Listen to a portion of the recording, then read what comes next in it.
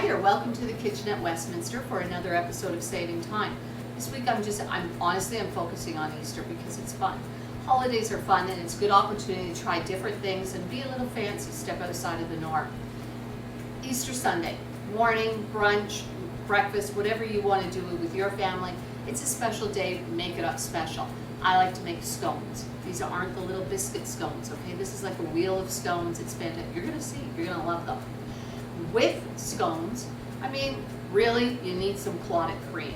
I didn't go for it for the demonstration because it's a little bit pricey, but clotted cream, you can find some in the grocery store if you want to go that far, but you absolutely need an assortment of jams, preserves, things like that. We're going to make rhubarb preserves. You can follow the same basic recipe with any fruit, okay? And I had frozen rhubarb, and just whatever frozen fruit you want to use. If you want blueberries, strawberries, anything at all, honestly, follow the same principle, you'll get the same result. Different taste. So we're going to start with the rhubarb. I've got about 3 cups, and you can see I cut it just in small pieces like that, okay? Think like a 1/2-inch slice. If you've got strawberries, halve them. Obviously, smaller berries you don't need to deal with. So that, about 3 tablespoons of lemon juice. I'm just going to empty this one and say that's pretty close to 3. We might be closer to 4. I'm going to live with the difference. Now that's recyclable. Although that would be a handy bottle for something. Who knows what, but you might have a good use to get a reuse out of that. 1/2 cup of sugar on there as well. I've got this very tricky sugar box. My fancy Tupperware containers, right? I know. I like them too. And I've already got my currants in here, so we're just gonna dump 1/2 cup of currants in there for now. And we're actually gonna leave them there. It's not really just for now. And 1/2 cup of sugar in with your rhubarb, low heat to start.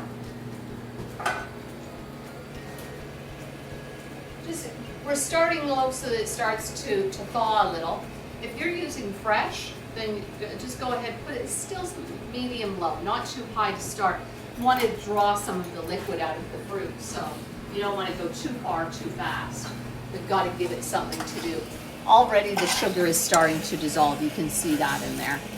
So just keeping it like that, stir it around so that sugar is turning into a syrup, and let it be. I'm going to turn it down even lower so I don't have to listen to this hissing, carrying on business. That's good. We may decide to add another 1/2 cup of sugar. We're going to see as it goes along. With rhubarb, you can usually go the full cup. Depends again on the fruit that you're using. If you're using strawberries, you probably don't need another 1/2 cup. I like to start it because you can see it turns into a syrup. I don't want it to get too excited right off the bat. While that cooks, we're just going to let that go. It's going to come to a boil in a few minutes, and then we'll turn it right down and let it simmer along while we do everything else. Off camera, I started getting a little bit ready. Nothing too exciting in here.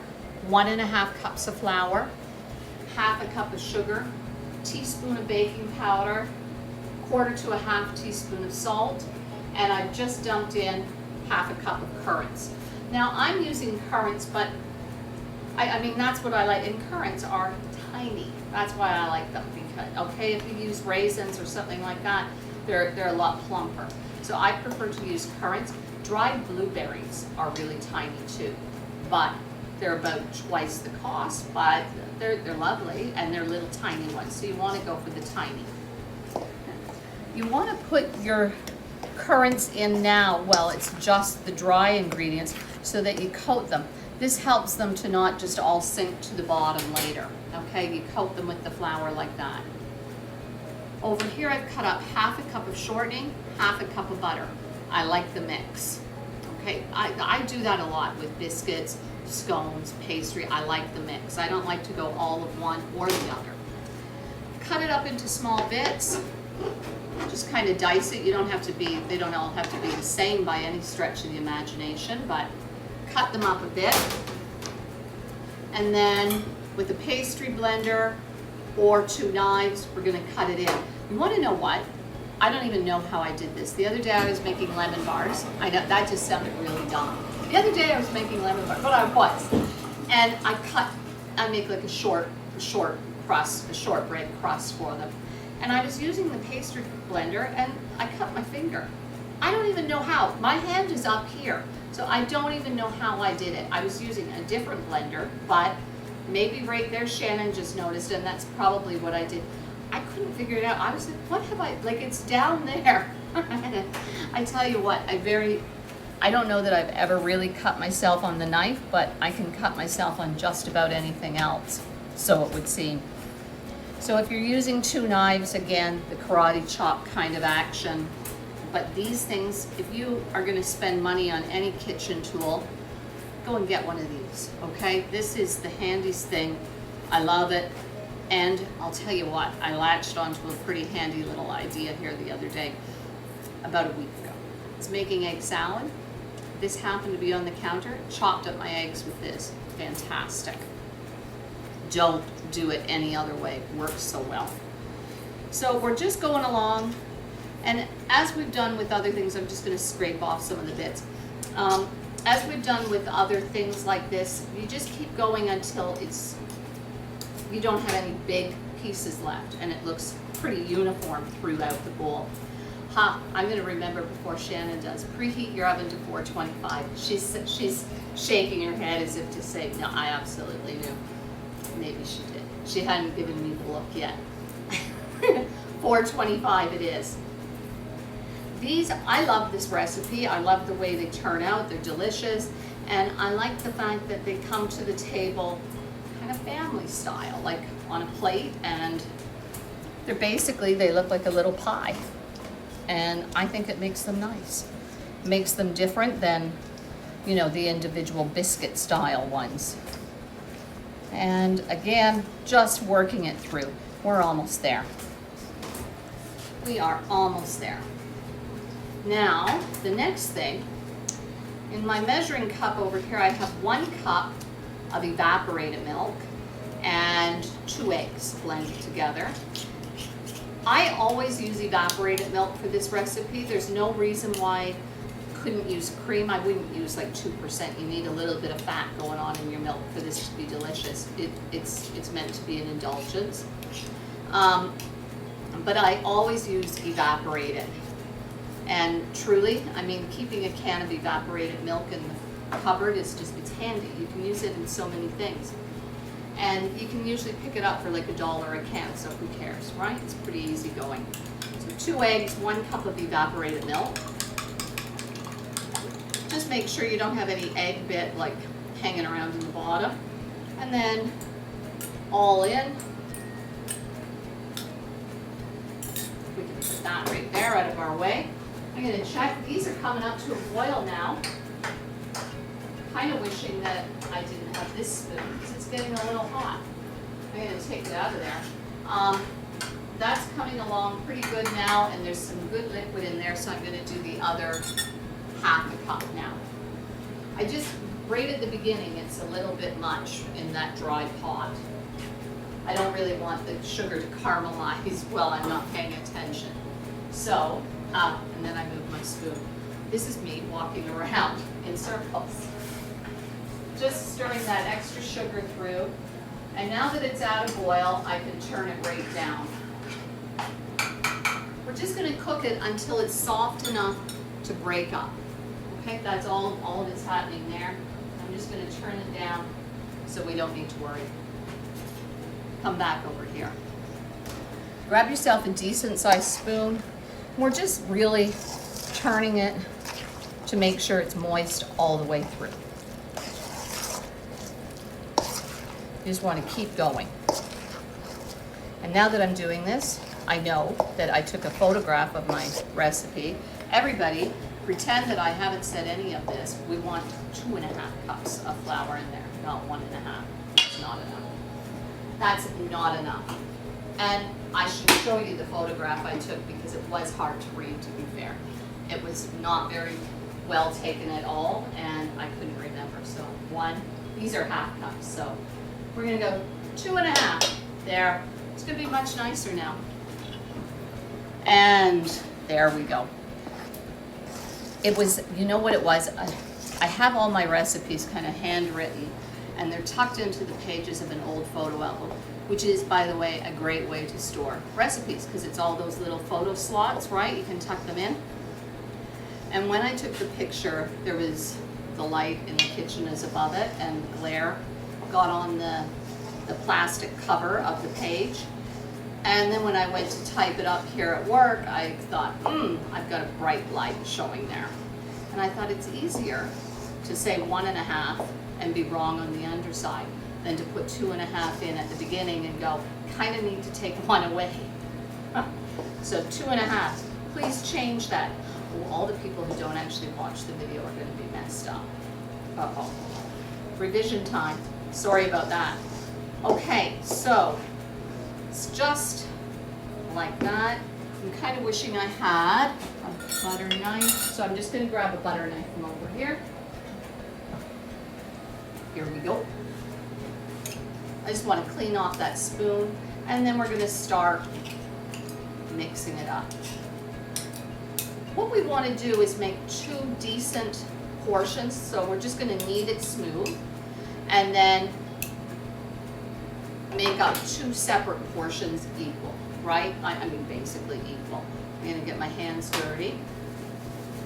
Put some flour on your hands. Check your rhubarb. Which is fine. It's just doing fine. You know, when my back is to the stove like that, I find it, I've got to keep reminding myself to pay attention. And there.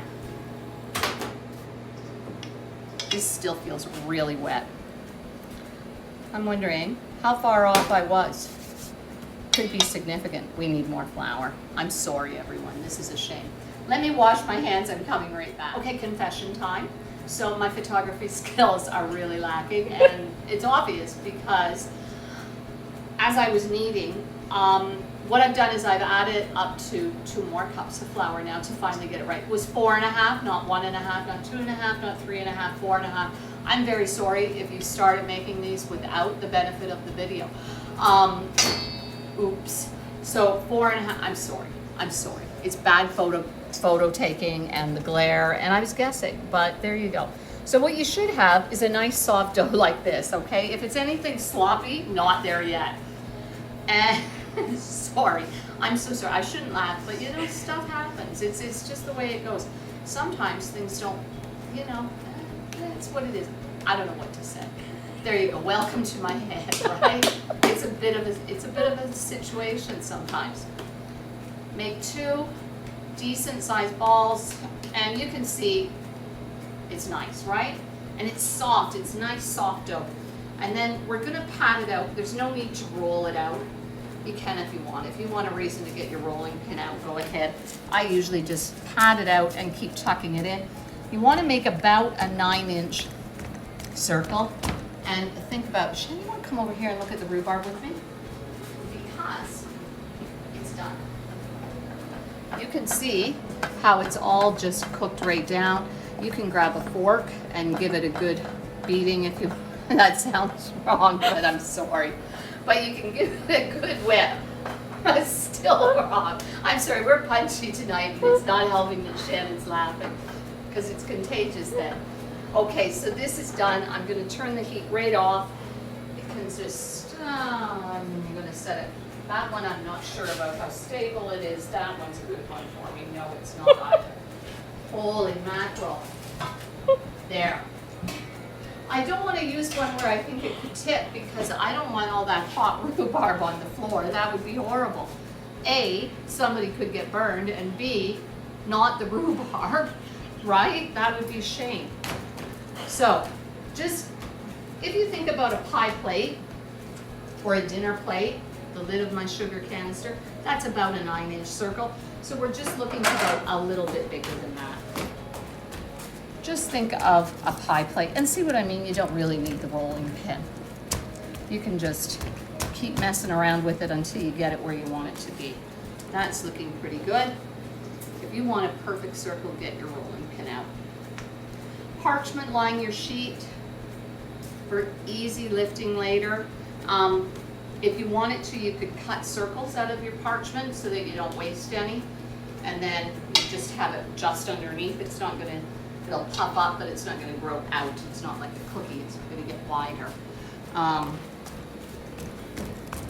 And then the same thing with this one, just keep pressing it out. You can flip it and go again. And just keep doing it until they're about the same. They don't need to be identical. Nobody's gonna go, that one is a millimeter larger. I'm not happy with the first one. Now that we've got 4.5 cups of flour in there, it's really, really ideal. 4.5 cups of flour. I'm so sorry. I shouldn't do that, you know, and I looked at the picture, but I didn't want to walk home to find out what it actually said, and although I've made them like hundreds of times, I thought, you know, it's better to keep adding than to guess high and be wrong that way. So, and there we go. So, once you've got those all done, that one's a little thicker because it was bigger to begin with. Yeah, you can weigh, you can measure, you can do whatever you want, but at the end of the day, they just need to be close. We're not selling them, we're not doing anything where it matters that much. This is baking, okay? This is baking. This is supposed to be fun. This comes together pretty quick, and truth is you could make these up the night before if you wanted to. If you do that, I suggest putting it on a dinner plate and covering it nice and tight with some plastic wrap to make sure if any air gets on that, it'll dry your dough out, okay? So just make sure that you cover it up tight. And then they'd be ready to go. We're done with that. Next step, grab a knife. I was still worried about the rhubarb behind my back. It's gone now, it's okay. Grab a knife and don't cut right through, just score it into 8. Just like that. You just want to score it, and then when you take it out later, we'll be able to cut right like that, and they'll lift apart super easy. So just make a cross, and then another cross. Okay, that's all you have to do. A can of evaporated milk has more than a cup in it. Take whatever's left and get your pastry brush and brush the top of your scones with that cream. If you use cream, just get some more cream out to do this. We won't even come anywhere near using up all of this. So if you've got another place you can put this, don't stick your pastry brush in there like I am. Save it and get just a little dish out. However, don't dump that back into something else now that we've had it with the dough, because we do have eggs in there. Okay, so don't be double dipping like that. And you want to make sure that it's all covered, but don't make it sloppy. Okay, just like that, and that makes them brown up nicely. And then I've got just plain white sugar here, and just sprinkle sugar all around the top. It'll stick to the cream and give them a nice shiny finish when you take them out. We'll see all the little sparkles on there from the sugar on top. Plus, then with the preserves and the thick cream at the table, that little extra sugar just sends it apart. Now, aren't these pretty? You can tell, you see what I mean now about how they're different than the individual shaped scones, and it's nice. I like the way they look. I like taking them to the table like this. You put them, they fit on a dinner plate, and they go in and they look great. We're gonna do 5 minutes at 425, and we're turning the heat back to 350. So I'm gonna get this open. There's no way I can open the oven and hold this great big sheet. I'm still so embarrassed about the whole 1.5, 4.5. That's something else. I'm very professional, isn't it? My photo skills. There we go. In we go. I've got 5 minutes on this timer.